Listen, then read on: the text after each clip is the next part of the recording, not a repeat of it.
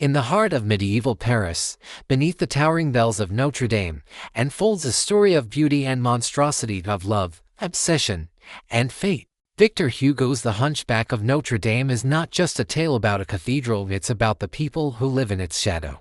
And at the center of it all stands Quasimodo, the bell ringer, the outcast, the soul the world never tried to understand. It begins on a day of laughter and chaos, the Festival of Fools. Crowds gather in the square before Notre Dame, cheering as the ugliest man in Paris is crowned the Pope of Fools.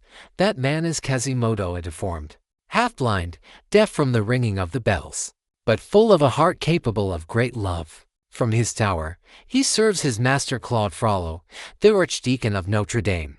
Among the laughter and music, a young dancer captures every Esmeralda.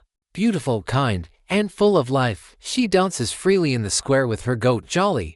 To the crowd, she's a symbol of joy. To Frollo, she becomes an obsession. To Quasimodo, a miracle. That night, under Frollo's command, Quasimodo tries to kidnap Esmeralda, but is stopped by Captain Phoebus, a charming soldier who becomes Esmeralda's secret love. Quasimodo is captured and humiliated, whipped before the crowd, mocked and beaten. And when he begs for water, it's Esmeralda, the girl he tried to kidnap, who gives him compassion. In that moment, love takes root in his heart. Frollo, torn between faith and desire, descends into darkness.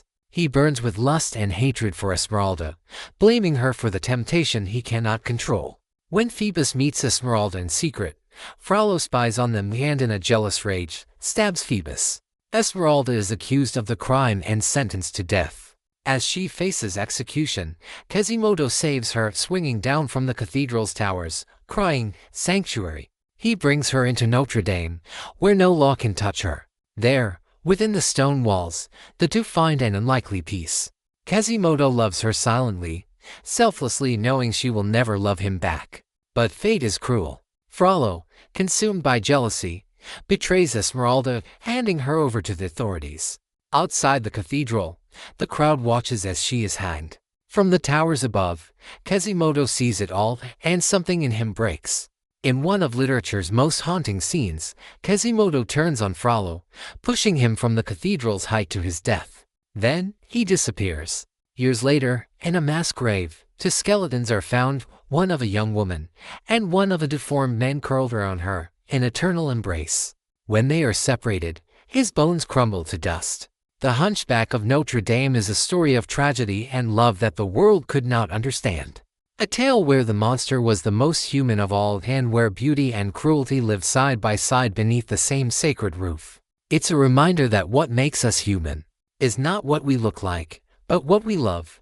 If you enjoyed this summary, subscribe for more insights from the world's most inspiring books.